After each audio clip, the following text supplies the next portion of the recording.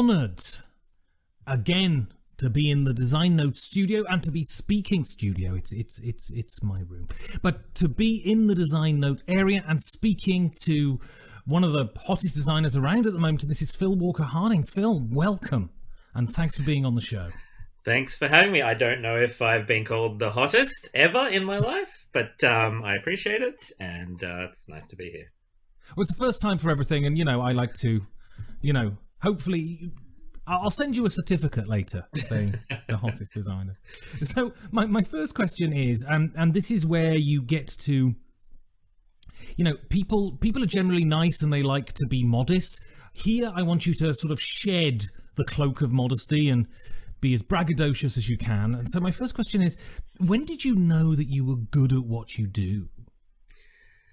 As a designer? As a designer, yeah. Yeah. Well, interesting question for me, because I'm not a very confident person in general. So I think it took me quite a while to come around to even calling myself a game designer. I would say it probably started to hit me in about 5 years ago. So that's when my game Imhotep came out. And at around the same time, it got nominated for Spiel des Jahres, which of course is a great sort of honor. And I thought, oh, wow, I must be doing something right. But I also went to my first sort of big convention in the United States. And there isn't a humongous board gaming scene here in Sydney where I am. And there aren't many other designers. So I hadn't really had much peer interaction, I guess, as a designer. And then I showed up at this convention and people knew who I was. And I was like, what? But I didn't expect that at all. But designers I knew and respected were coming up to me and saying, oh, hi, you're Phil. And I'm like, how do you know who I am? So that was like a moment of just oh, I'm part of this group. Wow. That's when I think I started to take it a bit more seriously and own it a bit. Yeah. And you're in Australia, you're on the other side of the world, you're separated from the rest of the continents by oceans. Does the Australian scene feel isolated from the rest of the sort of gaming world? I mean, it does a bit in that everything here in the hobby world feels a bit more isolated, just because we are so far from so many things. Everything like things take longer to ship here. Kickstarters cost us double because of the shipping. There lots of little things that do add up to you feeling a little bit out of it. But I'd say that's getting less and less and less as the hobby grows here, and as people get more connected, it's less of a thing. But certainly when I started out designing, I didn't know any other designers here at all, and pretty much I didn't know what to do to connect with the European publishers at the time. I just felt very much out of it. So I just one year my wife just said, just go to Essen, just take your designs and go to Essen. And I was like, well, I guess. So that's just how I started. I just kind of flew over to Essen and just sort of tried to make some meetings. So as a designer, it was a bit isolating at the beginning. So how does someone who's self-confessed not very confident just go to Essen and just present stuff? Was it just a matter of just gritting your teeth and going, I'll just put myself through this? Pretty much. I never would have thought of it myself. I don't think I ever would have had that push if it wasn't for people around me encouraging me to just give that a go. So having other people encourage you to do it kind of gives you a little bit of confidence. And then once I decided, I just thought, well, if I'm going to spend all this money on a plane ticket, I better make it worth my while. So exactly, I grit my teeth, I made meetings, I, did my best to be a game designer, and I just went with it. And what were the results of that first Essen then? Well, similar to the other experience I told you about, no one knew who I was, obviously, at Essen. This is going back to 2011. But it felt like it was a really great experience of just kind of seeing what the international scene was like. It was the first time I'd been to a big convention at all. First time I'd seen that many board game fans in one place. I got Klaus Teuber I went to a Klaus Teuber signing. It was like, oh, I'm part of the hobby. It was a real kind of moment to just feel like I was really part of the hobby. So I think I took over 3 or 4 designs. None of them got picked up. But I did make some really good like relational contacts with people and publishers, and a couple of them I still have now, and they started way back then. And of course, I learned a lot from their feedback. And I mean, some of those games that didn't get signed did turn into other things down the track, but there was no instant success from it. But it was a really just integral experience to growing. Yeah. So both you and your brother David is the head of Grail Games. You're both in the industry, and I've spoken to you before for my podcast. And you sort of worked as kids. You sort of designed games together. To what degree was that sort of brotherly rivalry and impetus for you to design things? I don't think it was. I think. Well, I like to think that by the time we were both adults, we didn't take on new hobbies just to spite each other anymore. No, I don't think so. So. I mean, David might not tell you this, but I kind of got him into modern board gaming. So when I started, I got into games, and then I started designing quite quickly. And then I think quickly, was showing all my friends and family these new games I was playing. So the beginning was something that just came from within me. I'm sure it was like a lot of it was generated by when we were little playing games together. But yeah, I was the guy who discovered German games kind of in our group, I guess. Yeah. And so, you said I've been playing for a decade, and I've never sat down and actually thought, right, I'm going to design something. I'm convinced my brain doesn't work in that way. But you started, as you said, relatively soon. Do you think that you're sort of a natural at game design? Not that it doesn't take work, but your brain sees systems in a way that you can translate into games. Well, I do know this, like every time I've gotten into anything, like going back to when I first learned to read, I wanted to write books. When I first started playing board games, I wanted to make them. When I first really got into music as a teenager, I wanted to make music, so I guess I've always had that part of my brain, which is wanting to not just consume, but also be part of the creative process for everything I've been interested in. So that feels a bit innate, maybe. But I think all the other stuff you can learn. I certainly learned by doing. I'm no kind of maths or game theory genius by any stretch, but I love games, and I felt this kind of real desire to want to make them, and so you just kind of dive in and figure it out. So I was speaking to someone yesterday, and their first design was the first game they published. Was this the case with you? I guess not, right? Did you have a lot of sort of early designs that you never even showed to anyone because they weren't very good? So I'm a bit different to a lot of designers because I started self-publishing. So I quite early, maybe even too early, decided I'm just going to make this game. I'm going to make 100 copies of this game, in my bedroom and then sell them online. So it was quite a quick turnaround from my first couple of designs. So, but it still wasn't my very first design. I'd say I had 2 or 3 that I took pretty far and then realized just were not worth pursuing. And then I came up with this simple kind of set collection idea, which became Archaeology, which was the first game I produced myself, which then became Archaeology, the card game. So for me, it was quite a quick turnaround, but it was because I was just so eager to get it out. I thought, well, I'm just going to get this printed on business cards and I'm going to sell it myself, So it's a bit of a strange story that way. And so a lot of people now, when they self-publish, they go into self-publishing because the system allows them to, with Kickstarter and GameFound and so on and so forth. And I guess when you started, that wasn't an option.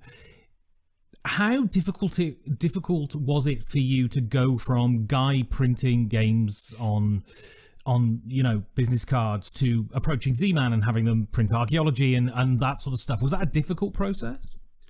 So again, part of the reason I think I self-published is because I just didn't know what else to do. There was no, I couldn't walk down the street to a Cosmos or a Ravensburger and pitch my idea. I just thought, well, this is how I'll get it out. The way I sort of teed up archaeology with Z-Man is like just a total, really fortunate thing that sort of fell in my lap, which was there was a Australian Games Expo back then, which was quite a small thing. And one year, Zev was just like, I'm going. And so he was like the only international publisher there, more or less. And it was just like, wow, an American publisher's coming over. And he was at that time signing lots of quirky little games from all over the world. Like he brought over Fairy Tale and a few cool things from Japan. And so I think he saw me there, and I said, oh, I'd like to show you my game. And yeah, I just got really fortunate that fell in my lap, that interaction with him. So that was a bit of a whirlwind thing and was super exciting. But then that didn't kind of lead to anything massive. And I just kept self-publishing for another kind of 5-ish years before I then really kind of fell into, I guess, designing with other publishers. So it was a bit of a slow process after that. Yeah. So when you first came into my purview was with Sushi Go. Was that the first sort of hit that you had?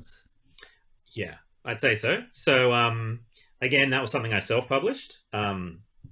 This was 2013, so Kickstarter wasn't available in Australia yet, but I used Indiegogo, and I made $7,000, and I printed the first run of Sushi Go, and I think there was 3,000 copies made, and I just had a distributor who was doing all the international orders for me, and it sold really quick, and I was like, oh, that was weird, and I thought, wow, that's cool.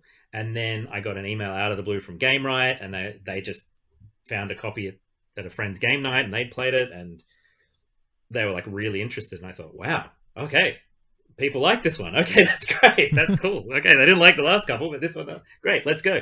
So yeah, that was definitely, I think, the first moment when a publisher came to me. It was the first moment when I felt momentum like that behind the game. And it's, my biggest selling game still at the moment. So yeah, definitely. So can you give us an overview of your process? So from getting an idea in the shower to someone very bad at games like me sitting down at the table and losing. Yeah. So I have a game design notebook, which I just carry with me everywhere. And I'm always scribbling in that. Ideas pop into my head from all sorts of different places, and I will just write them down, maybe toy around with a few first ideas, maybe draw up a little diagram of it. So that's something that's happening pretty constantly. When one of those ideas sticks around enough that I think, oh, this could be good, I want to try it, my next step, and this is something I've learned more and more, is the next step for me has to be a super quick, dirty prototype I can just make in like 10 minutes, slap on the table. I'll solo test it for half an hour. And then like a lot of the time it's like, nope, in the bin. And speeding up that first step is like something I've learned more and more, because I so quickly catch duds, So instead of spending months thinking about it and weeks on a prototype, it's like, no, that was a bad idea. So I do that. If that feels like, okay, it survived the bin, I'll then like make a not super nice prototype, but sort of mid-level nice prototype, and then play test it with other people. And then if that's good, you just kind of fall into the quagmire of play testing, iterating, which can go on for months and months and months, or, for a long time. And yeah, then there's the weird endpoint of deciding it's done. And somewhere in there, I'll make a really quite nice prototype. Because it's really important to me. Like when I submit a prototype to a publisher these days, I generally like not the art, obviously, to be kind of there, but the graphic design is quite important to me, that the way it's visually presented is clear. And so I spent a lot of time doing that on that last prototype, and I will test it for like usability as well as just gameplay. So that's broadly it. I mean, it's nothing like amazingly special about that, but that's kind of where I've settled, I think, as a person. And so now you submit to publishers. Are these commissions now, or are you still going through the process of I go to a publisher, I submit, and I hope they take it? Mostly, yes, I still submit, although increasingly, and this is something which is new and I'm still like learning, the last kind of year or two, I'm now sort of getting approached with projects. So I guess my name is out there enough that some publishers, maybe they have a license or a game concept, and they'll come to me. So a game which just came out quite recently in the States of mine called Summer Camp was a case where Buffalo Games, they just emailed me and said, oh, we'd like to work with you. Let's chat. And they just chatted to me about these game ideas they had. And they were like, we think you'd be great for any of these. Do any of these interest you? You know, so it's really turning the design process on its head, because you need to like commit to like, I will make this game for you. And I'm used to just throwing 10 designs in the bin if they're not working. But this time It's like, no, I've got to commit. So it's been really interesting to design that way. Is that more stressful? Because it seems to me that, you know, if you're just pitching something and it gets rejected, I mean, you know, I'm an actor, so rejection is something I'm very, very used to at this point. And so it gets rejected and you go, okay, but whereas someone has said, we think you're great, can you make this game? I mean, are you there thinking, oh my God, I hope I'm not a fraud, you know? Totally. Yes. And especially because there's usually a deadline. And like, you have to submit something, and you're committing to like, I will come up with a good idea that is workable and make it work within that time frame. Like, it feels like you're putting a down payment on your creativity, which is like scary, because normally I just design till it feels good, and that could take a few months, that could take a few years. But this is a very different thing. And, you know, going back to your first question about knowing you're a good designer, I think this has been a moment of like a time of really stretching and growing, because it's like, okay, but now can you do it on a timeline? And now can you do it with another publisher giving you the spec, you know? So yeah, it's quite a different, scary thing, but exciting too. Yeah, so you get to the point where, you know, you've got the graphic design down, you've got the game sort of solid, and you present it to the publisher. How different is that game from the one that comes in the box a year later? Well, it depends. I've had games published almost exactly as I presented them. I've had games completely transformed visually and theme changed and everything, but still mostly the same gameplay. And I've had games where the development with the publisher went on for a year or two, and so the game actually morphed quite a lot in that process. So it's really different. It really changes game to game. You never quite know, which is why I think, you know, I like working with publishers I've had a good experience with again and again, because you kind of build up a bit of a relationship about how that's going to work. So, you know, you can trust them about the decisions they'll make. Because sometimes it's hard to get an email saying, we've decided to retheme your game entirely. You know, that's a bit of a moment. But if you're with a publisher you trust, you go like, well, I wouldn't have done that, but you know your market, you know your product. Yeah. And so what is the crux of a good game?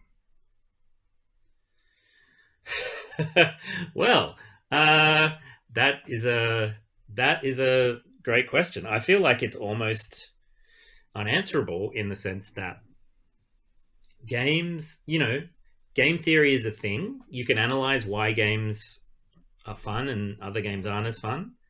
But at the end of the day, there is something of a black box about games. I don't know what it is. Like, certain designs just generate excitement, tension, suspense, surprise, and others don't do that. And, you know, obviously I have opinions on this, but I don't think it's a science in that way. I think there's so many different ways people enjoy and experience games that it's very hard to,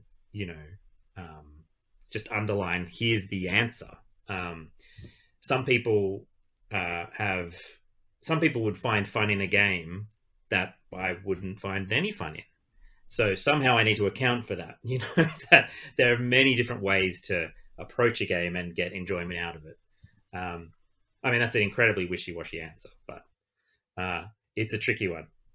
So what's really interesting is you design games of a certain weight, and I think pretty much all of your games fall into that sort of family weight area. But what's really interesting, and I think Imhotep is a great example of this, that doesn't mean that they're not nasty at times. And Imhotep is particularly brutal, I find. What's your view on sort of confrontation, contention in games? Do you enjoy it yourself, and do you think it's a sort of a vibrant part of a good game design? Yeah, so this is an interesting area because when I got into modern board games, sort of mid-2000s, that's when sort of that first era of German game design was kind of still, it was like still the end of that first kind of decade, I guess, of the settlers boom.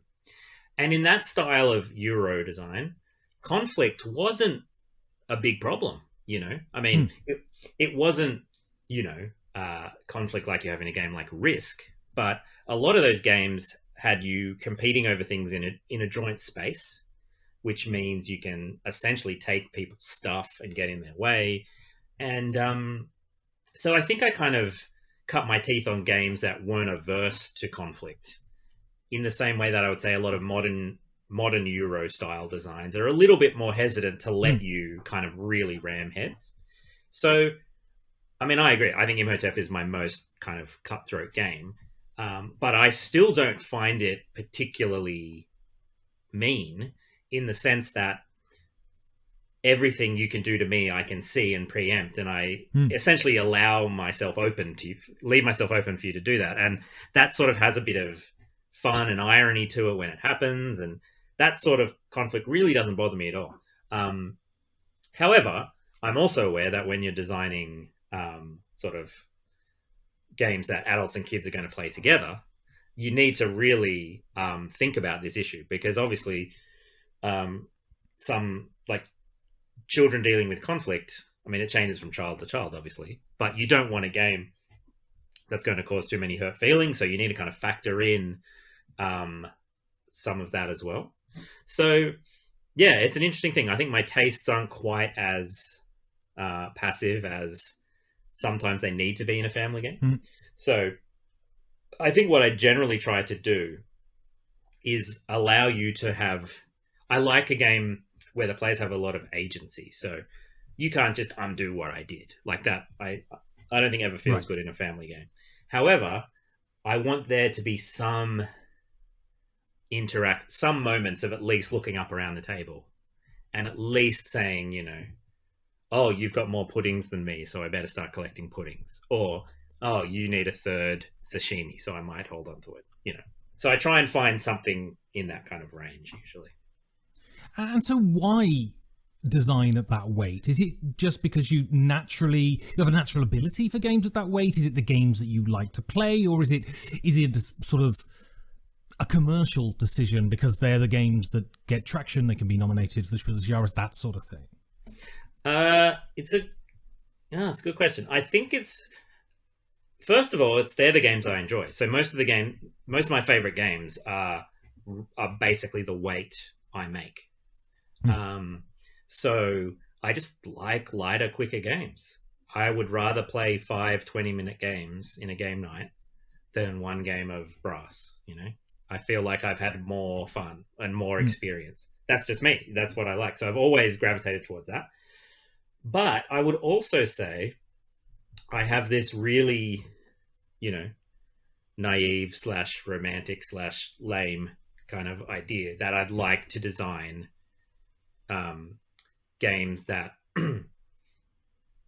become part of culture, right? Like that to me is the pinnacle. So like when I think about the games I grew up on, when you think about a Monopoly or even something like a Connect 4 or a Mousetrap, these are games where I would go over to my friend's house and you don't have to teach them because they all just know them because somehow they've just entered the culture. And that's always, to me, that's the most exciting thing about game design is you're not just making a one-off sort of product. You're making something that might, should the market deem it worthy, enter kind of the zeitgeist of what people do when they get together and hang out. I just think that's incredible. So for that reason, I think if a game's going to do that, it's going to be a pretty approachable game. So I think the conscious part of my choice is probably around that idea. That's sort of my, gold standard of what I'd love to do. Yeah.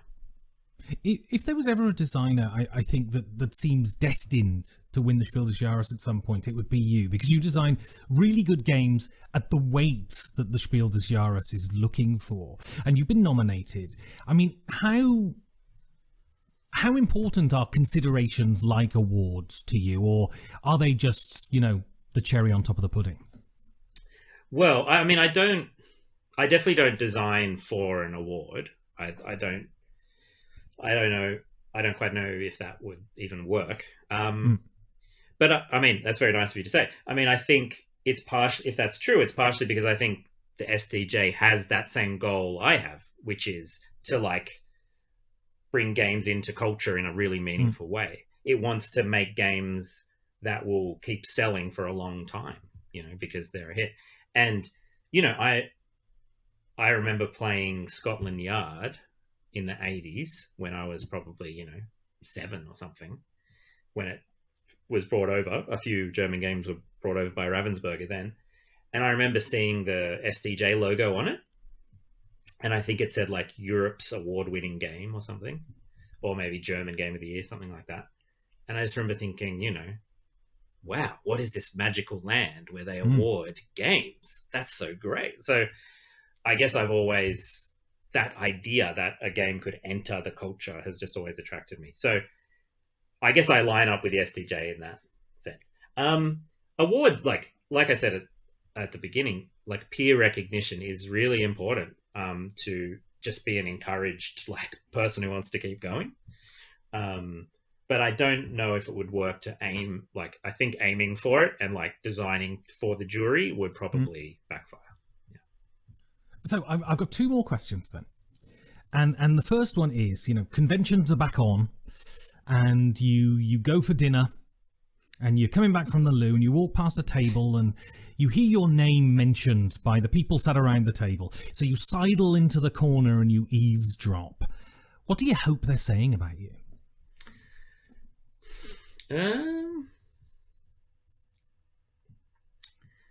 I guess it's that. Well, I can tell you for sure the thing that makes me most feel a sense of fulfillment when I hear it is definitely when I hear stories of people who've played one of my games with a child or their grandparent, or in a situation where they just didn't expect connection to happen, and it does. That to me is the most gratifying thing I hear about my game. So I'd love to hear people saying that my games allowed that to happen, some sort of intergenerational connection or even cross-cultural connection to happen. When I hear things like that, that makes it really feel worthwhile. And so the last question then is a broad one, so you can answer it in any which way you choose. But why is gaming good? Well, I think gaming is good because it fulfills 2 very primal human needs at the same time. One is the need to play. So I think all of us, no matter what age we are, we need to play. We need to do stuff that has no real world bearing, just to relax and unwind and remember that a lot of the stuff going on in the real world actually isn't the end game. That we can just also enjoy life and play. So I think that's really important. And I also think socialization and just people getting together and connecting is something we all need as well. So games do both of those at once. So I can't think of another form of entertainment that does that in the same way. So that's why games are so important to me, and why I feel like making them is a meaningful thing to do. Brilliant. Well, Phil Walker Harding, thank you very much for giving over your time. Thank you. It's really nice to have a chat.